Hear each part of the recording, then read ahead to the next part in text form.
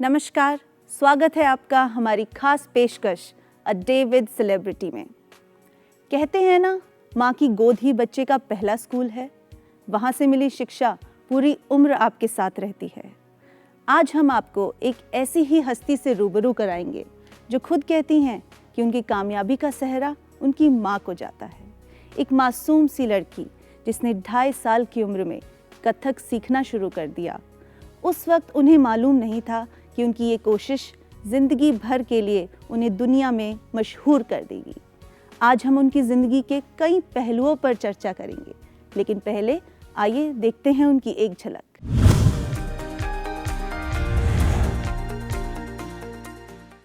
साल दर साल संगीत में आ रहे बदलाव और शोर शराबे वाले संगीत पर नृत्य के बढ़ते चलन के बीच भी कथक ने अपनी अलग पहचान बनाई है।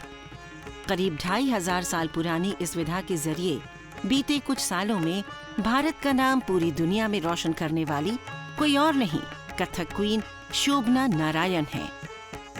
शोभना का जन्म पश्चिम बंगाल की राजधानी कोलकाता में हुआ, लेकिन मूल रूप से वो बिहार की रहने वाली हैं। पिताजी सिविल सेवा में कार्यरत थे तो माँ सोशल वर्कर। शोभना जब सिर्फ 2.5 साल की थी तब उनके पिताजी अपनी लाडली को कथक के गुरु साधना बोस के पास नृत्य की विद्या सिखाने के लिए ले गए। 1962 में मुंबई से दिल्ली आ गई और यहाँ वो अपने नए गुरु बिरजू महाराज जी से कथक सीखने लगी और फिर दुनिया भर में मशहूर हो गईं। 1972 में पहली बार कथक नृत्य के सिलसिले में शोभना जी जर्मनी गईं, जहां उन्होंने 10वें बर्लिन यूथ फेस्टिवल में कथक नृत्य से समा बांध दिया। इसके बाद 1973 में Paris international music and dance festival में शिरकत की और अपने मनमोहक नृत्य से दर्शकों का मन मोह लिया। अब तक शोभना जी करीब 55 से ज्यादा देशों में कथक की प्रस्तुतियां कर चुकी हैं।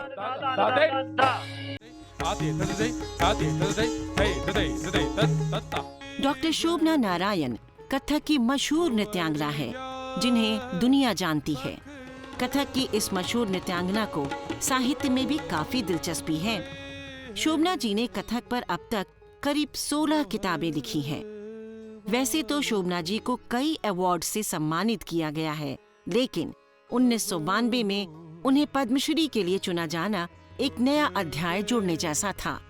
शोभना नारायण विश्वविख्यात नर्तक पंडित बिरजू महाराज की वो शिष्या हैं जिन्होंने सिर्फ 2.5 साल की उम्र से थिरकना शुरू किया और वो आज भी जारी है।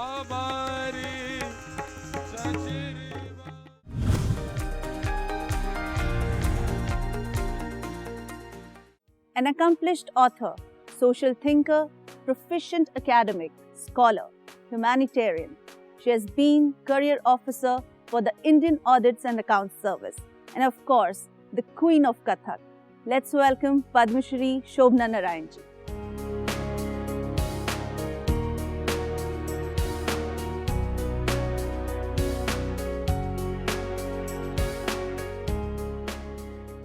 It's a great honor to have you on our show, ma'am. Thank you so much. It's lovely to be here.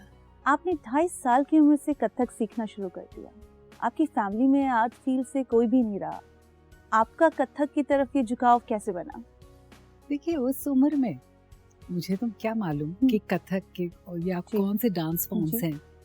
तो मेरी माँ मुझे ले गई, क्योंकि जाहिर है हम लोग उस बेल्ट से आ रहे हैं, क्योंकि बिहार के हैं तो वहाँ कथक का ही है और जन्म कलकत्ते में हुआ। तो वहाँ वो मुझे साधना बोस के यहाँ ले गई और उन्होंने ही कथक में मेरी पहली जो मेरी शुरुआत हुई है वो कथक में ही हुआ। और फिर उसके बाद ऐसा लगा कि कथक मेरे जीवन का एक अंग बन गया है। जैसे मछली को पानी मिल जाए उसको जीवन मिल जाता है, और मुझे मेरा जीवन मिल गया था। ये सब जानते हैं कि आपने अपनी हायर एजुकेशन भी अव्वल तरीके से पूरी की। क्या ये फैमिली का प्रेशर था या आपका खुद का इंटरेस्ट रहा स्टडीज में भी? देखिए, फैमिली का एक मानना था कि कुछ भी करे, बट पूरा प्रोत्साहन नृत्य के लिए तो फैमिली से ही मिली और उन्होंने पूरा मुझे एटमॉस्फेयर दिया। लेकिन साथ ही साथ है कि स्टडीज, एजुकेशन, शिक्षा वो ज़रूरी है। और फिर मेरी पर्सनल इंक्लिनेशन थी फिजिक्स के ऊपर और मैथमेटिक्स पर, तो मैं फिजिक्स में मैंने फिर एमएससी किया, बीएससी फिजिक्स ऑनर्स, एमएससी, फिर पीएचडी कर रहे थे। सीएसआईआर के जूनियर फेलोशिप भी मिल गई। मुझे हिस्ट्री वगैरह में उतना दिलचस्पी नहीं था। अब जाकर के हिस्ट्री बहुत अच्छा लग रहा है, अब इस उम्र में जाकर के। ऑब्वियसली जैसे आप कह रहे हैं फिजिक्स, मैथ, इनमें भी पूरा टाइम देना बहुत जरूरी है, और कथक के लिए भी। देखिए, हर चीज जो भी आप करें उसमें वक्त देना जरूरी है, अगर आप अच्छी तरह से करना चाहें। मुझे सिर्फ एक वाकया याद है, वो मैं शायद 8 साल की होंगी। उस समय हम लोग की पोस्टिंग बॉम्बे थी, तो टर्मिनल एग्जामिनेशन था, तो मैं पढ़ाई कर रही थी, और मेरे हिसाब से तो मैं पढ़ रही थी, लेकिन माँ के हिसाब से नहीं, क्योंकि एकदम माँ जो है उन्होंने कहा कि किताब बंद किया और कहा कि जाओ। और फिर मैं ज़रा डर के मारे देखने लगी कि अब क्यों ऐसे एकदम अचानक। तो फिर उसके बाद जो भी करना था मुझे, डांस किया, रियाज किया, दोस्तों के साथ खेले, और फिर आकर के पढ़ाई की, और फिर बहुत अच्छा किया। टर्मिनल एग्जाम में फर्स्ट आए। उस समय तो मैंने पूछा नहीं, ध्यान में नहीं आया, लेकिन एक डर भी बना और एक आदत सी भी बन गई जी, दोनों ही था। डर इसलिए कि शायद अगर करूँगी मैं फिर दोबारा फिर वो पकड़े जाएंगे कि अब फिर बाद में माँ से मैंने पूछा कि कहा कि तुम्हारा दिमाग पढ़ाई पे नहीं था, इधर उधर देख रही थी, उधर उधर देख रही थी, और तुम फोकस्ड ही नहीं थी, ध्यान कहीं और था। तो उससे बेटर है कि जहाँ तुम्हारा ध्यान जा रहा था तुम करके आ जाओ, और फिर उसके बाद एकदम अच्छी तरह से फोकस करके अपना करो। वो एक तरह से इनडायरेक्टली टाइम मैनेजमेंट का एक शिक्षा मुझे मिली थी, लेकिन उस वक्त तो समझ में नहीं आया वो, लेकिन आदत बनती गई और वो काम में आया पूरे जीवन। बिल्कुल। शोभना जी, आपने यूपीएससी एग्जामिनेशन भी फर्स्ट अटेम्प्ट में क्लियर किया? I appeared for the civil service exam and I chose Indian audits and account service. मेरा नृत्य जो है छूटना नहीं चाहिए, उसी नज़र से मैंने Indian audits and account service चुना। तो आप दिल्ली में काफ़ी समय रही हैं, I would say most of the time. जन्म तो कलकत्ते में हुआ, उसके बाद जब मैं 4-5 साल की थी तब पिताजी का तबादला बॉम्बे हुआ। 23 दिसंबर 62 में आए। व्हाट अ मेमोरी शोभना और जी। उसके बाद यही है। तो दिल्ली में आपने काफ़ी प्रोग्राम्स किए हैं? दिल्ली में प्रोग्राम्स बहुत किए हैं, और दिल्ली तो मेरा बेस था, लेकिन हमेशा जाते रहते थे प्रोग्राम्स के लिए, यहाँ वहाँ भारत के कोने कोने में, और फिर विदेश।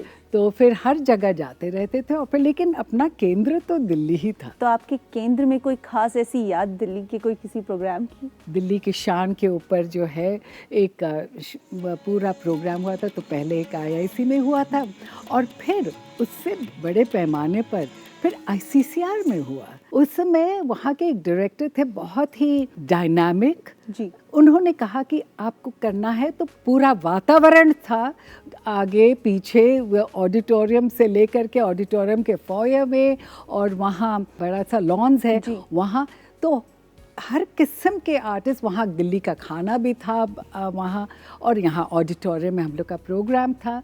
तो वो बहुत ही एक अलग किस्म का प्रोग्राम था। आप अलग किस्म के प्रोग्राम की बात कर रही हैं, तो देखिए आपसे मिलने के लिए एक खास मेहमान हमारे शो पर आए हैं आज। अच्छा जी। अरे ओहो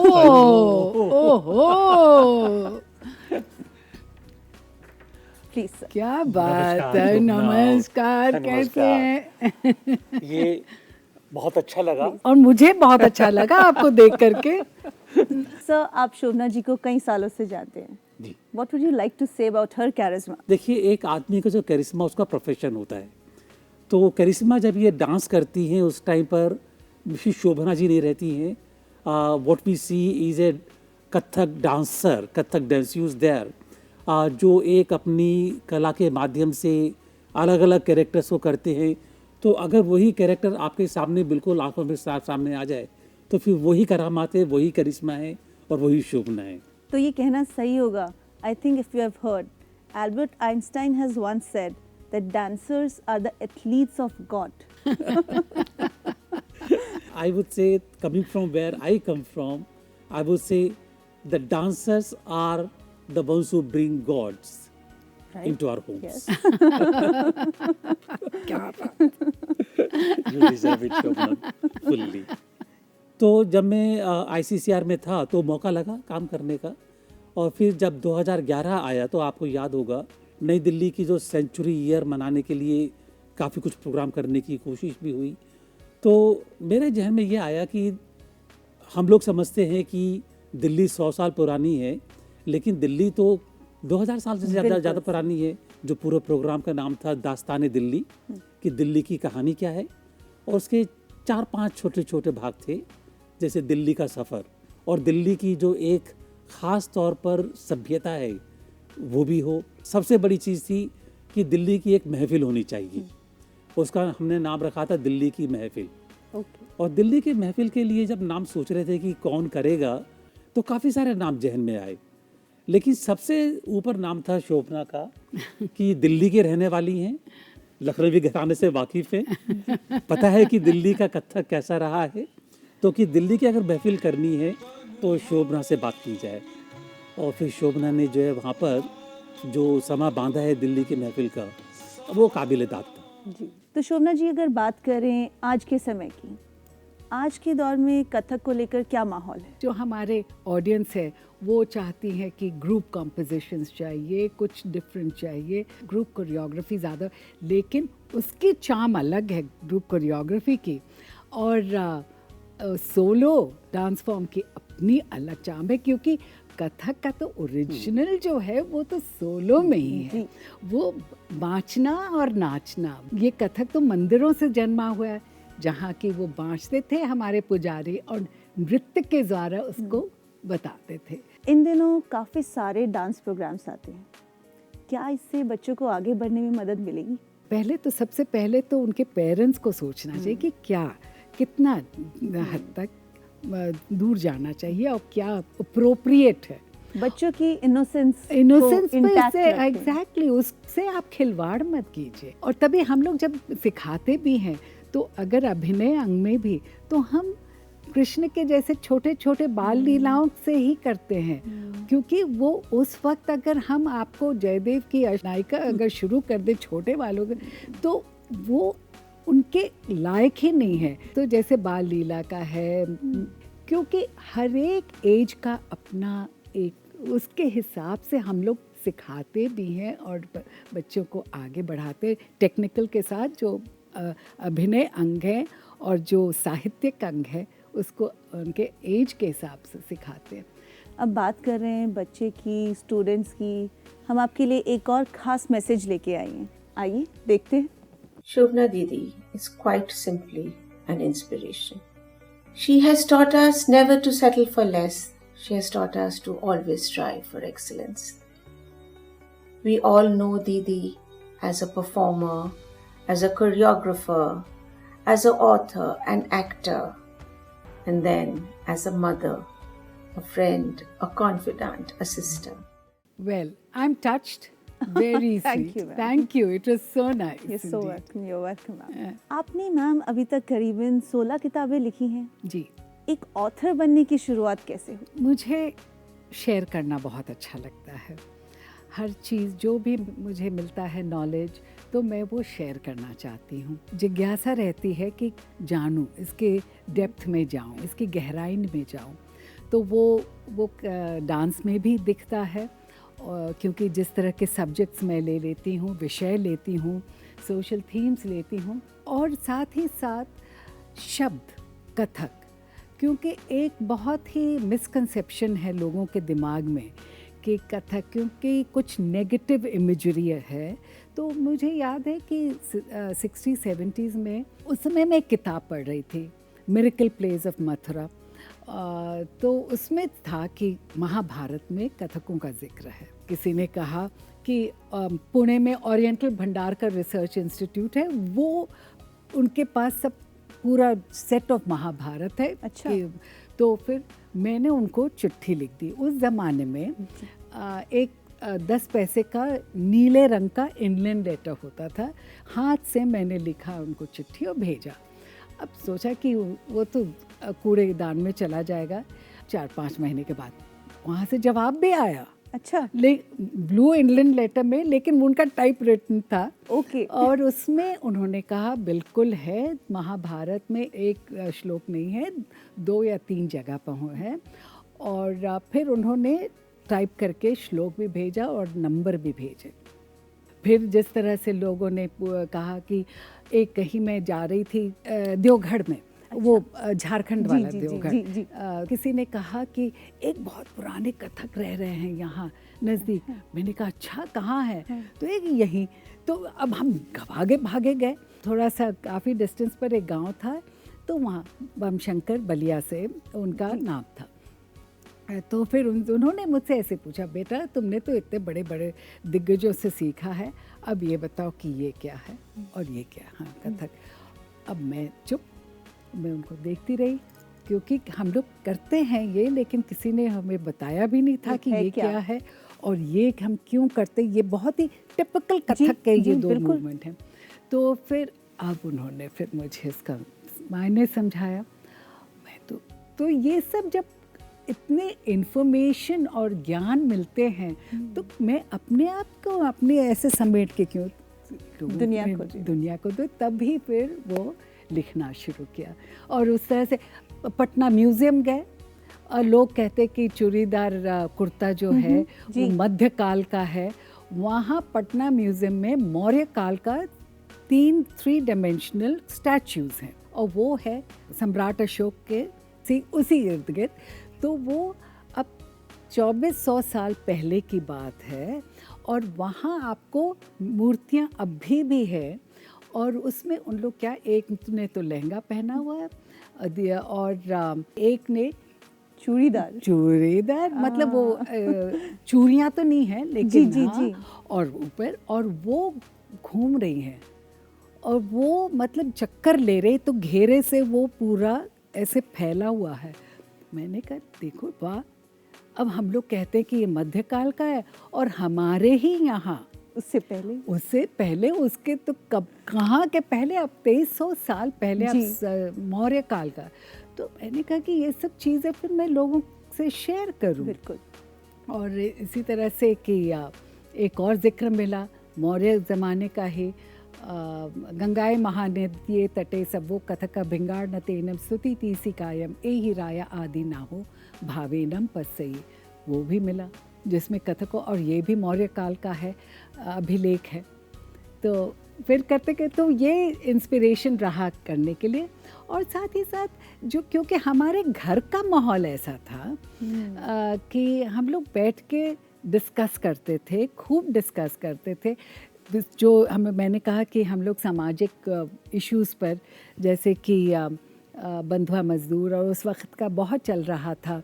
मेरा पहला एनवायरनमेंट के ऊपर बैले हुआ था 1982 में देशांतर में। और तो हमारे घर में तब तक मेरे पिताजी नहीं रहे, लेकिन माँ और बहन थी।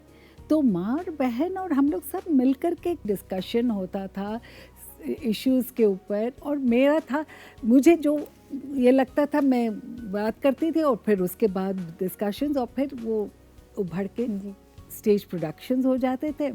और तो इस तरह से घर में वो पूरा हमेशा विचार विमर्श चलता रहता था। माँ, मेरी छोटी बहन और मैं। फिर उसमें कभी गिरजा कुमार माथुर जो साहित्यकार जितने हैं, क्योंकि हमारे घर में हमेशा साहित्यकार और सभी लोग, माँ समाज सेवा में थी जी। तो साहित्यकार और सभी आर्टिस्ट वगैरह कलाकार लोग आते रहते थे, और समाज सेवा का तो पूरा वातावरण ही था जी। अब बात कर रहे हैं आपके परिवार की, आपने कहा आपकी छोटी बहन, उनका काफ़ी रोल रहा आपकी लाइफ में। सभी हम लोग बैठ करके डिस्कस करते थे, इतनी मैच्योरिटी नहीं थी। फिर बाद में तो सभी लोग अपने अपने व्यवसाय में लग गए ना। अब देखिए आपसे मिलने कौन आ रहा है। कौन? ओ ओ ओ ओ ओ ओ ओ मैं तुम्हारा ही जिक्र कर रही थी। और सुनो, ये कहते बहन, और मुझे मालूम ही नहीं था, और मुझे भी नहीं मालूम था कि तुम आने वाली हो नीला पहनने वाली हो, और मैं भी नीला पहन के आई। इसे कहते हैं sisters think like without knowing it. बहुत अच्छा लगा दीदी के साथ मुलाकात करके। अभी आपका ही जिक्र चल रहा था कि जी, कैसे मेरी छोटी बहन, पूरा हमारे आपस में वार्तालाप होती थी, डिस्कशंस होती थी, तो क्या कहना चाहेंगे आप? दीदी मेरे लिए तो एक प्रेरणा है, इसमें तो कोई दो राय हो ही नहीं सकती है। और बचपन से मैंने इन्हें एक बहन के रूप में और मेरी माँ के जाने के बाद एक माँ के रूप में देखा है। She has always crossed new thresholds in her personal life, in her artistic life.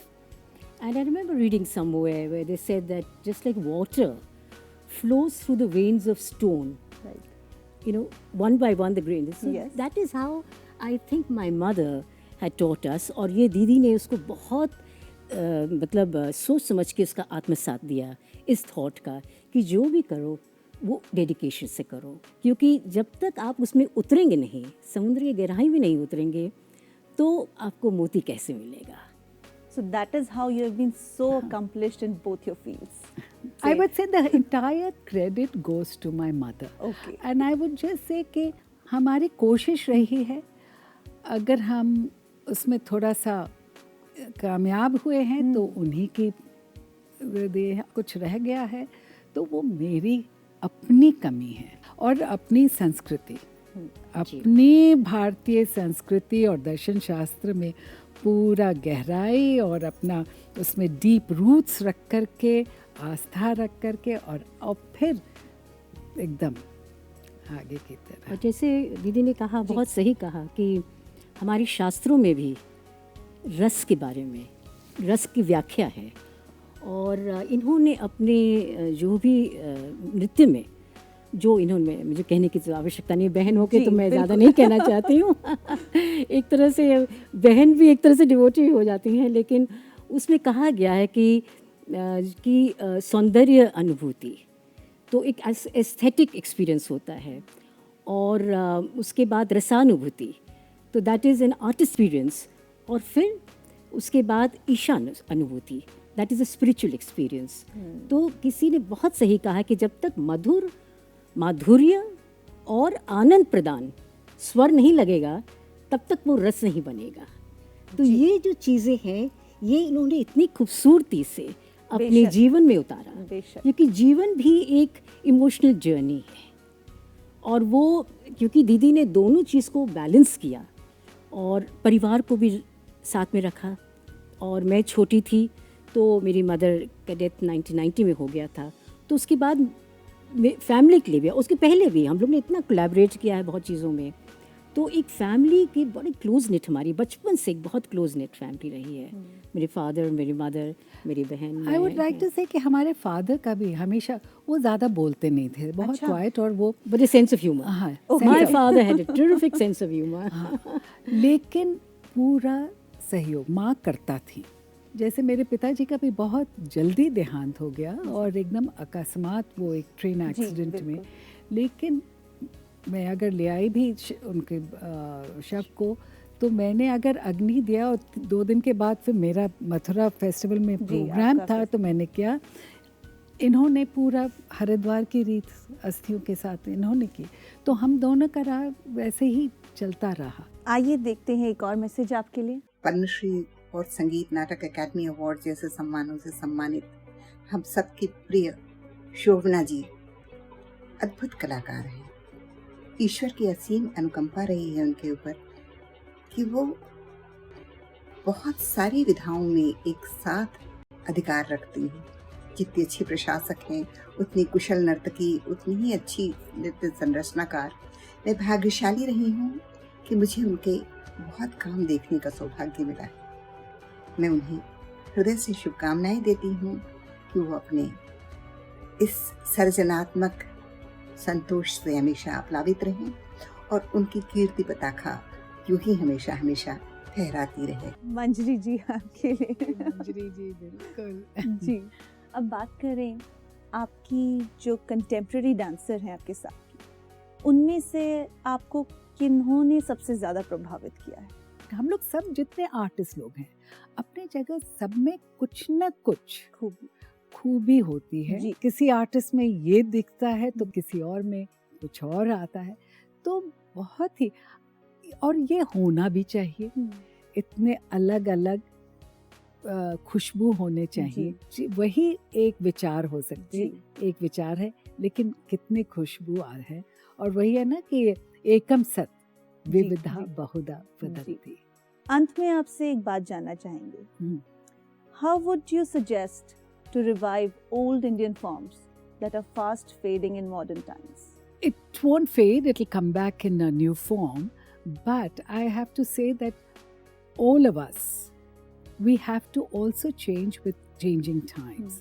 We cannot be, what we were dancing and how we were dancing. We are dancing the same. Why is it that, say, a Kathak? I do not know how it was danced at that time. Right. But I've quoted verses. I've quoted verse from the Mahabharata about the Kathaks. Gangaye Mahanadiye Tate Sabo Kathaka Bhingar Natenam. It gives you the nature. Shringar Rit. Stuti Tisi Kaya. Stuti karte hue, yani devotional hai. And then I look at the rather evidence. Same period. मैं अंग देख रही हूँ कि किस तरह से placement of position, body position, stance, वो उसकी कंटिन्यूटी में देख रही हूँ। 3-dimensional फिगर है। अगर ऐसे होता है तो you have to imagine the back. जी बिल्कुल। लेकिन यहाँ अगर पूरा है तो आप चारों तरफ जा, आत्मा तो वही है। बाकी के जो पहनावा है, आउटरी कवरिंग, वो तो बदलते रहता है। लेकिन अगर आप हर्षचरित में पढ़ें संगीत रत्नाकर, हमारे closer to our times you find a lot of साहित्य। वो वाला पीरियड में इक्का दुक्का इधर उधर मिलता है। तो द ईथोस एंड द आत्मा हैज कंटिन्यूड। और आपको एकल नृत्य का भी आत्मा मिलती है। और जो हम लोग करते हैं ना कथक में कि स्वेच्छा से कि इनोवेशन, वो हम लोग जो कहते हैं ना उपज, और कब परन हो या ये तो फिर उसके एक जिस तरह से पैर कर रहे हैं हम लोग, और वो पूरा अब जब हम लोग पैर रखने का ढंग, घुंघरू के ये आवाज़ पूरा आपको संगीत रत्नाकर में मिलती है। तो वो आज भी है, कथक में बरकरार है। 7 किस्म के पिरुएट्स दिखाए गए हैं चक्कर। कथक जो है उसमें से 5 तो करता ही। That is how you evolve. Yes. Exactly. You become static. Yes. I would also say that, when we're talking about innovations and other things, and which passes the test of time, becomes a tradition. Right. Otherwise, if it doesn't pass the test of time, it just is forgotten. It's non-existent. Yeah. Absolutely. Right. Her genre को सीखने के लिए उसकी गहराई में जाना ज़रूरी होता है।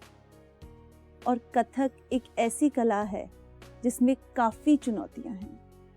इस कला को हर युग के कलाकारों ने अपना खून पसीना दिया है, और उसकी जीती जागती मिसाल है doctor Shobhana Narayan. Thank you ma'am, हमसे बात करने के लिए और अपना कीमती समय हमें देने के लिए। Thank you very much, Swati. It was a pleasure and honor to be on your show. Same here, ma'am. Thank you. अब वक्त हो चला है आपसे विदा लेने का। फिर मुलाकात होगी अ डे विद सेलिब्रिटी में किसी और खास मेहमान के साथ। फिलहाल इजाज़त दें, नमस्कार।